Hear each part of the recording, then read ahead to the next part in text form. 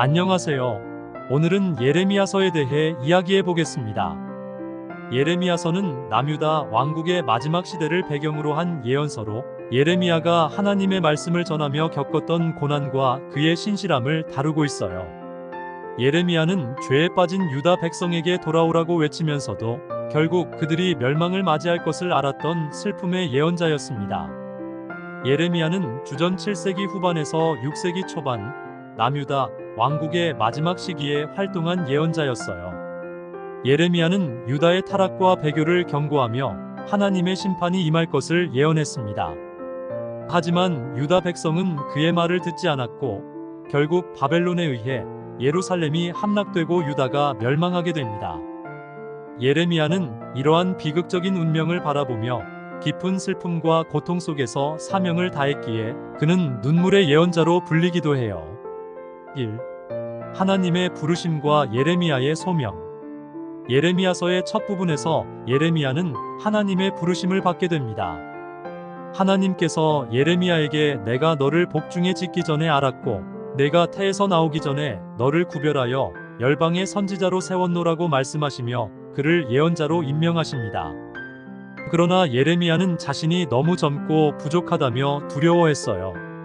하지만 하나님께서는 그에게 내가 너와 함께 있어 너를 구원하리라고 약속하시며 담대히 나아가라고 격려하셨죠.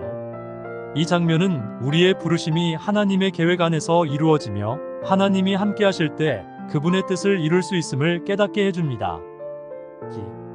유다의 죄와 회개의 부르심. 예레미야는 끊임없이 유다 백성에게 그들의 죄를 회개하고 하나님께로 돌아오라고 외칩니다. 당시 유다 백성은 이방신을 섬기고 부정한 제사를 드리는 등 하나님을 떠난 삶을 살고 있었어요. 예레미야는 이들을 향해 하나님께서 더 이상 그들의 악을 참지 않으실 것이며 그들이 회개하지 않으면 바벨론의 침공을 받아 예루살렘이 멸망할 것이라고 경고합니다. 예레미야의 메시지는 강렬하고 직접적이어서 백성들에게 매우 불편하게 들렸지만 그럼에도 불구하고 그는 하나님의 말씀을 충실히 전했어요. 이 부분은 우리에게도 회개의 중요성을 상기시키며 하나님 앞에서 정직하고 신실하게 살아야 함을 일깨워줍니다. 3. 유다의 멸망에 대한 예언과 심판의 메시지. 예레미야는 유다의 멸망을 예언하며 그 결과로 예루살렘 성전까지 파괴될 것을 경고합니다. 당시 유다 백성은 자신들이 하나님이 선택하신 민족이기에 결코 멸망하지 않을 것이라는 오만한 믿음을 가지고 있었어요. 그러나 예레미야는 하나님의 심판이 임박했음을 전하면서 예루살렘 성전마저 파괴될 것이라고 경고했죠. 이로 인해 예레미야는 많은 반발과 박해를 받았습니다. 그는 심지어 성전 안에서 구금되거나 웅덩이에 던져지는 고초까지 겪었어요. 그러나 그는 결코 물러서지 않고 끝까지 하나님의 말씀을 전했습니다. 이는 우리에게 하나님의 말씀을 따르는 것이 때로는 어려운 길이 될 수 있지만 신실함과 인내를 통해 그분의 뜻을 이루어야 한다는 교훈을 줍니다. 4. 새로운 언약에 대한 약속. 예레미야서에서 매우 중요한 부분 중 하나는 새 언약에 대한 예언이에요. 하나님께서는 예레미야를 통해 보라, 내가 이스라엘 집과 유다 집과 새 언약을 맺을 날이 이르리라고 말씀하십니다.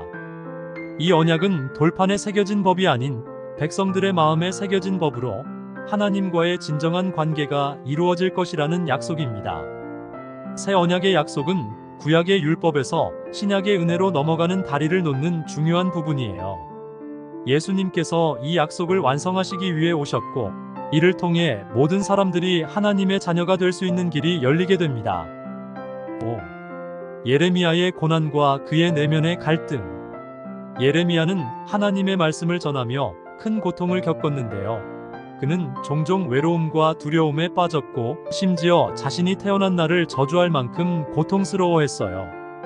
백성들은 그의 말을 듣지 않았고 오히려 그를 배척하고 조롱했습니다. 그러나 예레미야는 자신의 사명을 다하기 위해 이러한 내면의 갈등과 고난을 감수하며 하나님의 뜻을 따랐습니다.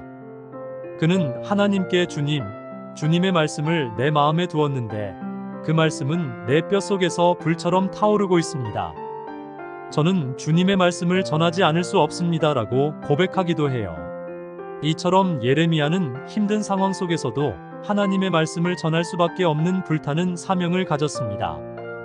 이는 하나님이 주신 사명이 때로 고통스럽고 외로울지라도 그분의 뜻에 순종하는 것이 얼마나 중요한지를 보여줍니다.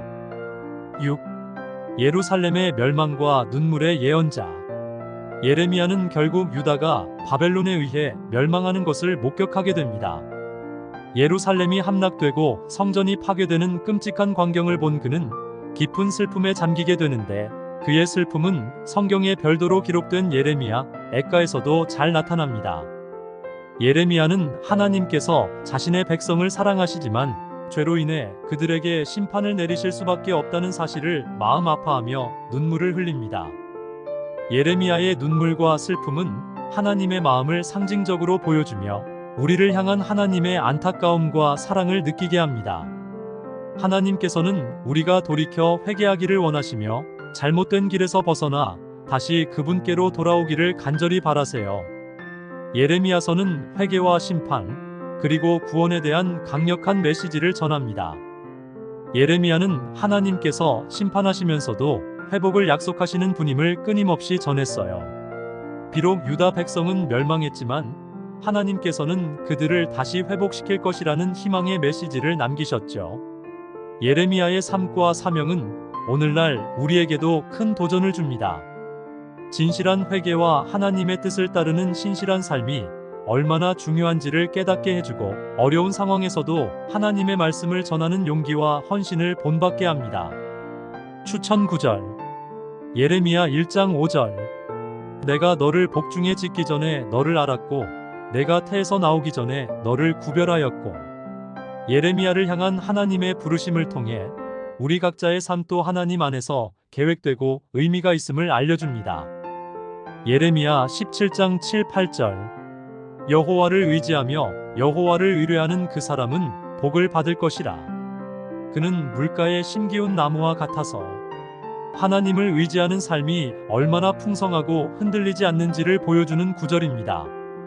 예레미야 20장 9절. 내가 다시는 여호와를 선포하지 아니하며 그의 이름으로 말하지 아니하리라 하면 나의 마음이 불붙는 것 같아서 견딜 수 없나이다.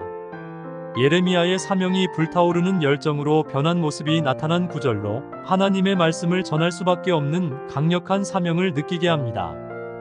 예레미야 29장 11절. 너희를 향한 나의 생각을 내가 아나니 평안이요 재앙이 아니니라. 유다 백성이 바벨론에서 고난을 겪고 있을 때 하나님께서 주신 희망의 말씀으로 고통 속에서도 하나님의 선한 계획을 신뢰할 수 있음을 알려줍니다. 예레미야 31장 33절. 내가 나의 법을 그들의 속에 두며 그들의 마음에 기록하여 나는 그들의 하나님이 되고 그들은 내 백성이 될 것이라. 새 언약에 대한 약속을 나타내며 하나님과의 진정한 관계가 회복될 것을 예언하는 구절입니다. 예레미야서에서 우리는 하나님의 마음을 느끼고 그분의 뜻을 따르는 것이 어떤 의미인지를 깊이 이해하게 됩니다. 예레미야가 겪은 고난과 인내, 그리고 하나님의 구원의 약속이 오늘날 우리의 삶에도 큰 격려와 도전이 되기를 바랍니다. 감사합니다.